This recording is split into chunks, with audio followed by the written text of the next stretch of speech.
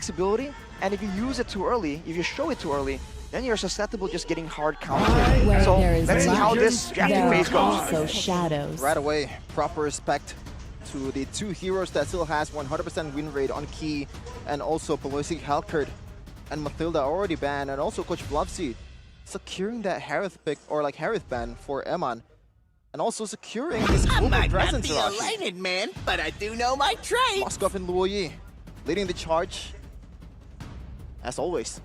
But I do have to say, though, for Bigatron Alpha at least, right? The Helker ban, the Ruby ban, and then the Novaria. Those are the three picks that were able to grant them so much success against against Fnatic Onyx, and also in their first match against RRQ.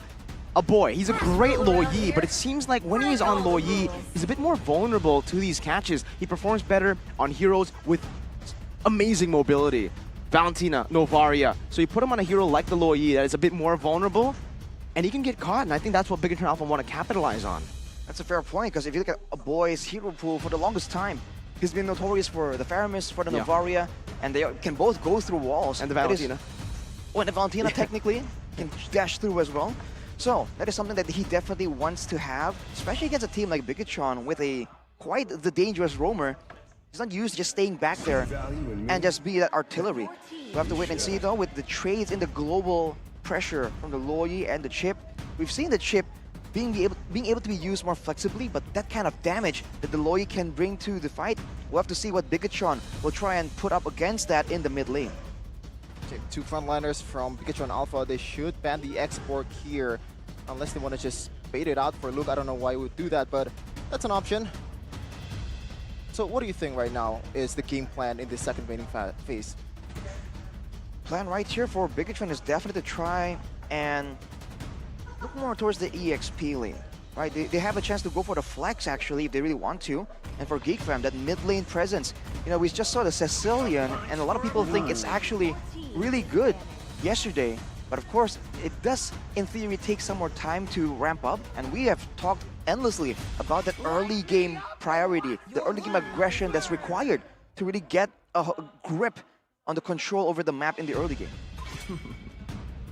Ling is also banned from Coach Blovsy, so they're still respecting the fact that Ken is still one of the prime assassin in the MPL Indonesia, but we haven't really seen that at all from him.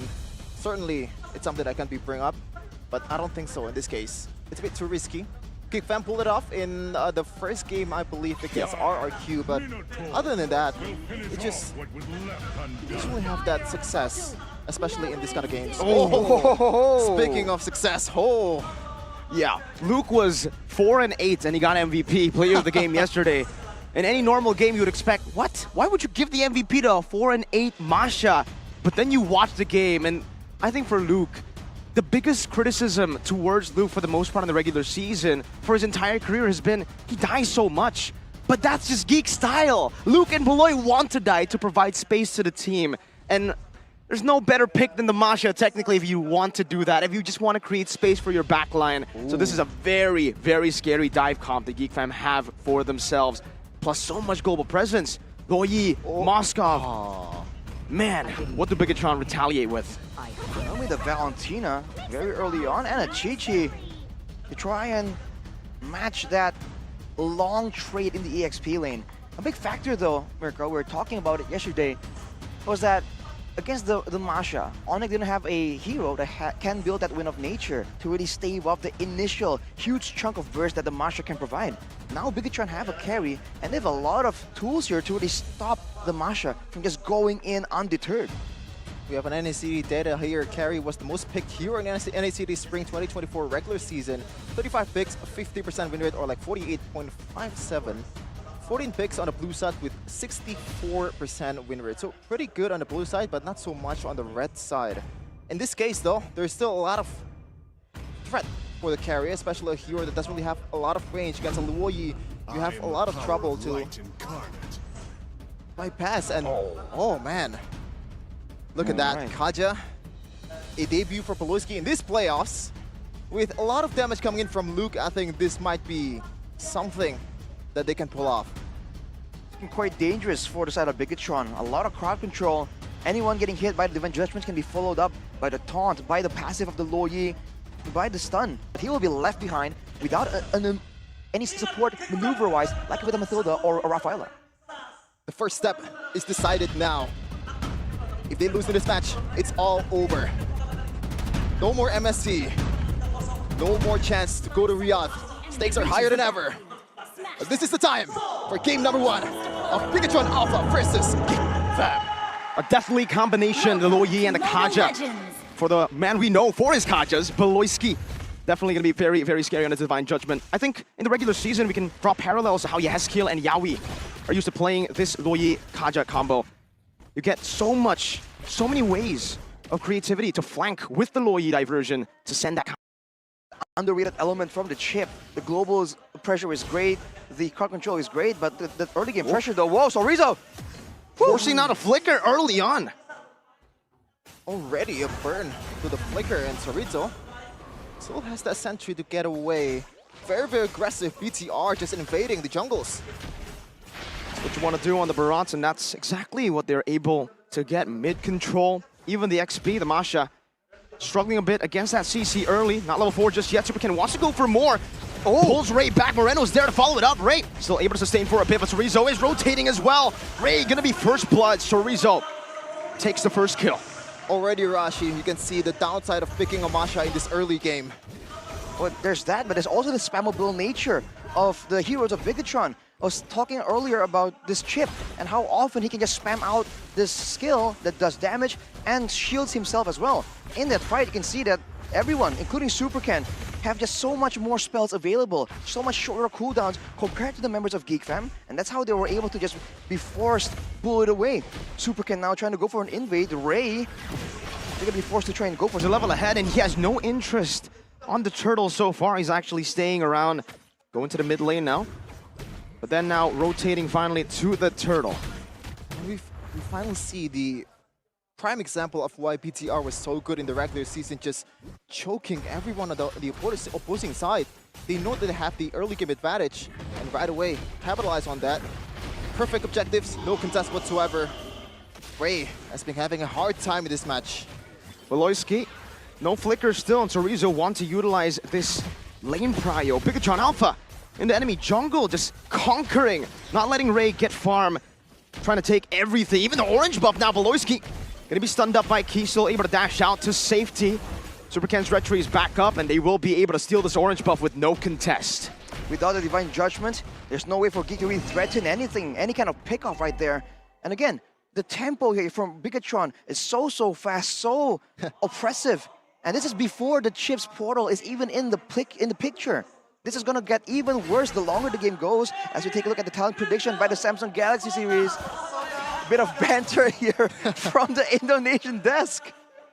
Bit of banter from us, 3-0. You said 5-0. I know your prediction. I was kind of disappointed they didn't put it 5-0.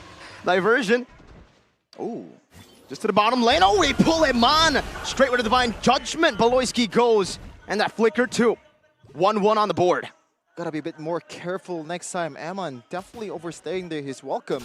He has to count the possibility of diversion coming out of nowhere with the global presence. Fortunately for him, the wave is pushing in his direction, so Key will be trying to just be annoying right here with Superken. But Eman himself, I guess he felt a bit more comfortable, a bit more safe, because he went for the tenacity and the firmness, but now Superken already doing Superken things. Stealing it away. Ray tried to outsmart Superken or out-retry him. Retrying early, but it only enables Superken with that advantage to keep that advantage going. Now, 3 levels ahead of Ray. How do you solve this, Arashi? The fact that Faraz just coming out of nowhere in every part of jungle from Ray, and you don't really have enough resources in this early of a game to pretty much punish that. It's just a difference in the roam presence. The Kaja, of course, can do some damage, can provide some utility, but the chip we've seen, with the skills technically being aggressive and defensive at the same time, he just has a bit more of an edge when it comes to those early game fights. I think if GEEK Fam can stall the game a bit longer, get some more items, a boy for instance, already with the enchanted talisman, will be doing a lot more damage right here. And we know how terrifying the Loyi can be, but look at Key! Shortcut onto Beloyski, can't go for the Divine Judgment, terrified Moreno! Steals the Divine Judgment away to pull Chadera. And a man picks up a double kill. Superken, a missed Detona's welcome, but he's done the job, zoning a boy and Ray. Now trying to zone Ray from this turret for a possible turret take. Look at Luke though, instantly shoving up top, trying to get a trade as well. Ray, I don't think he'll be able to really look for that bait for that Spear of Destruction, but they were able to defend that turret. Extremely strategic, extremely robotic the way they execute these team fights. They know their strength and they play it to their favor. Bigatron Alpha, they know. They want to get their revenge after what happened in the last season's playoffs. They're trying to make sure that they have full control right here. Oh, diversion though. Spotted. Oh my god. Flicker Divine Judgment, Baloyski finds Moreno. A bit of revenge for stealing his Divine Judgment earlier. It looks quite bad when Ken is on the bush, but it's Baloyski, man. He knows where everyone is and right away flickers towards the preferred target. But look at the result though. It was a pickoff by GEEK Fam, but they lose 2 turrets in the process. We talk about tempo. It's not only about fights, it's also about the lanes and how far and how fast they're pushing. The control is very much in the hands of Bigatron, and you can see an inkling of what they're trying to do. They won't be going to invade for the jungle of Ray again just yet. They're looking at towards the mid lane right here, and they're putting a lot of presence, a lot of emphasis in trying to protect Eman right here. This is where in the mid game, with some items, this carry can do a lot of damage. Key is just making sure that no diversion, crazy play will happen for now. Now they're just waiting for the power spike, I believe, from Luke, because so far he's just nowhere to be seen in every team fight. Ooh. He hasn't died yet, but Eman, oh! Diversion into the bottom lane. The shortcut can be placed as well, but Eman will lose his life. Now Moreno joins in the fray. Chorizo trying to look for some damage. Super Ken going back as well. Chorizo finding Baloy. Luke chasing down Key, who is concealed. The flicker as well, and a thunderclap with the Spear of Destruction finds its mark. Luke now going to be poked down by Chorizo as he pops into Vengeance to deny any possible further trades from Chadera. 2 for 2. That's unfortunate for Eman. Going into that bush, that faithful bush, as the diversion comes in. What do we call that bush? What do we call that bush, Mirko? The Kumar bush. The Kumar bush. Man, Key tried his best to try and follow up, to try and go for a knock-up to save Eman, but it just wasn't enough. But it's a great response from Bigatron to at least equalize. But the fact that they lost their gold laner puts Bigatron just a little bit in a setback. But considering the full control, doesn't matter. Chadera not walking into a bush, but almost walking to his demise. Chorizo pulled down by Baloy. With a Divine Judgment, no Vengeance to be used. It's a big shutdown, a bounty for a boy. Oh, finally something to work with. GEEK Fam finding a kill from the engage from Bigatron Alpha, but Arashi so far, 3 objectives. We don't see this very often. 3 no contests from GEEK Fam on the Turtles. I mean, can you blame them with how Bigatron is playing? They can still do the same exact thing continuously until Chadera starts ramping up in damage, because he needs to be able to actually shred through Super Can. That's a very early Winter Truncheon from Moreno though, hinting at maybe an attempt at making a play. But for now, Bigatron, they have to just be careful with their positioning and the formation, because the Super Can is in the front. Look at this, reading armor, along with the blade armor already. He can just stand there and tank up a lot of damage. Now, diversion though. Spotted out. Yep. A lot of respect for Luke and also Chadera. Boy still has that flicker. He did bait out the CC ult though. Yeah, 2 blade armors from Bigatron Alpha, trying to counter those basic attacks coming in from GEEK Fam. And also, I believe Eman is on his way towards Wind of Nature. It's going to be harder for Chadera and Luke, especially if you're going to go all in on these heroes. More wall to bypass, more wall to be jumped on. Meanwhile, Diversion. And the conceal Baloyski has the flicker, goes in. Winner truncheon by Moreno. And he flickers out to safety. Now it's going to be Key with the re-engage, but Ray stops him in his tracks. Meanwhile, the back. Luke jumping in with a thunderclap. Ray finding Key. Death to this welcome Eman versus the world with Super Ken. Baloyski's still going to be able to survive. And Ray finds an Appraiser's Wrath. Eman cannot deal with him. And it's a win for GEEK Fam. It's a 3-4-1. a battle of isolation, Arashi. Luke just doing work in the backline. Meanwhile, Ken, he can't really do anything. He has no damage. He has no business to be there when there's no follow-up whatsoever. It was looking quite okay with Ken being backed up by Eman, but unfortunately, Eman trying to hit over the wall with a short range on the carry. And of course, that Winter Truncheon from Moreno, expecting a play, trying to deny it, but almost like overthinking it, outplaying himself in that engagement. With the Lord up though, immediately Bigatron, they're the ones pulling the trigger, trying to initiate this Lord dance. GEEK fam, they spotted out though, and now this is the Lord dance that GEEK fam is just notorious for doing. Uh-oh. In the back, there's a flank by Key. He gets suppressed. The Divine Judgment is used up, and now Jetson is welcome, finding Ray. Iman picks it up. Now a 3-man stun as they get tied up as well, but Tadera is still free hitting. Meanwhile, Iman doing the same thing, gets caught in the dispersion and the rotation. A boy cannot follow through. Bigatron will be happy with that trade.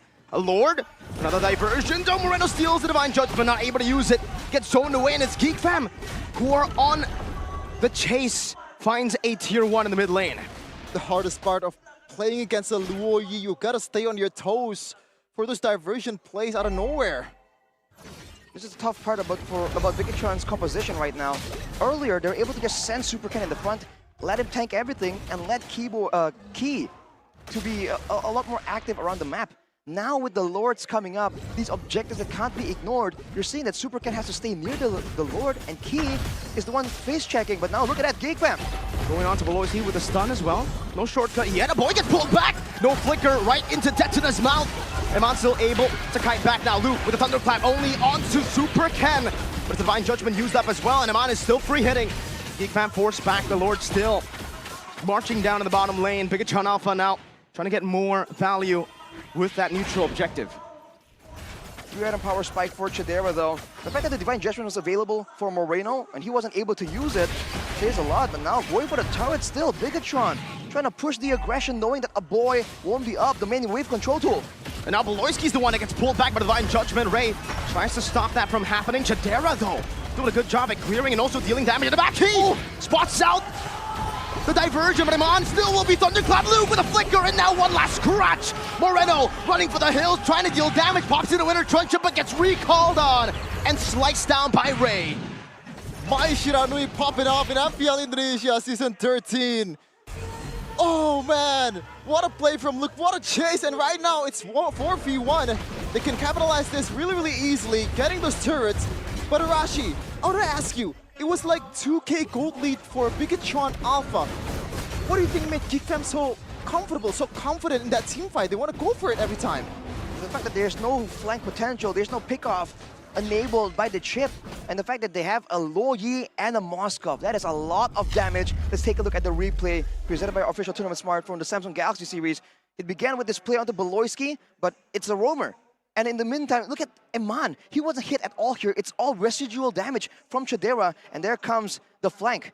We talked about flanking being a big portion of the success here. For Bigatron, they're the ones being flanked instead. And having a carry, having Iman there, matching up against Luke on the Masha. We're seeing again that this Masha is so oppressive. Really has one BOD.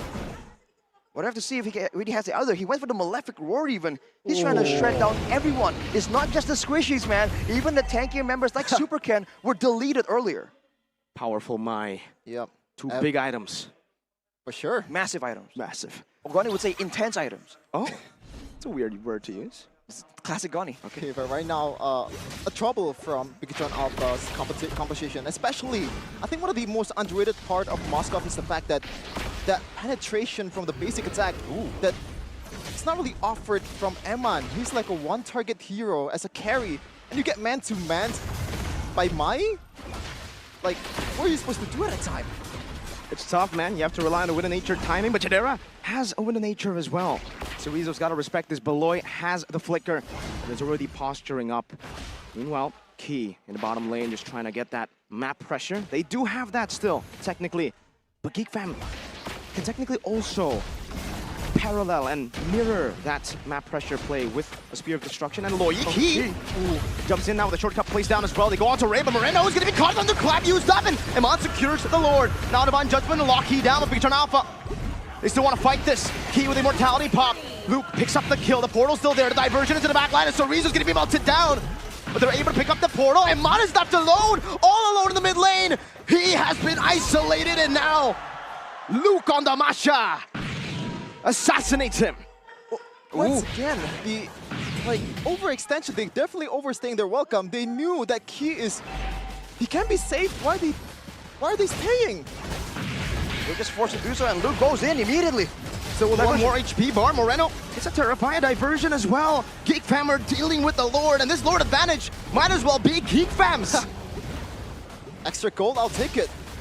It's great for Bigatron to take that Lord out of the picture. So now, during these precious seconds without a neutral objective that GEEK fam can just play around, this is where Bigatron can be a bit creative. But without turrets left right now, technically, they're always wondering when that next diversion is gonna show up. Trying to go for some farm as of right now, but this is a big problem. It almost seems like Chidera on the Moskov is out-damaging Eman. Yep. Not just in the AoE department, but even in the single paper, they are at the same item power spike point.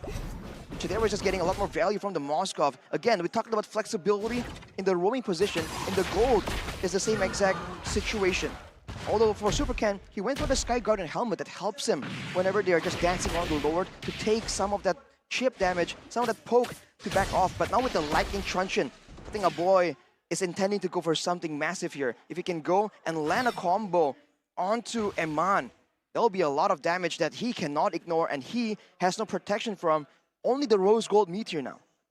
Oh my goodness. So to the bush now, and all-out fight, if able to find a Divine Judgment. Oh my Super Ken! God! The damage overloads Bigatron Alpha! The system is offline! The Geeks have decoded the robots! That was 0 to 100. What an escalation right now. They're forced to make a Hail Mary play here. What? Eman goes in onto a boy, not even able to find it. Now Key as well, with a desperate attempt at an assassination. The shortcut does nothing, but it will bring GEEK fam into that shortcut to take game 1. GEEK fam are battle tested. It doesn't matter if they hold the early game so dominant. Bigatron Alpha just invading all the jungles from GEEK fam. But right away, when Luke is online, the whole GEEK fam is online, and the system is offline.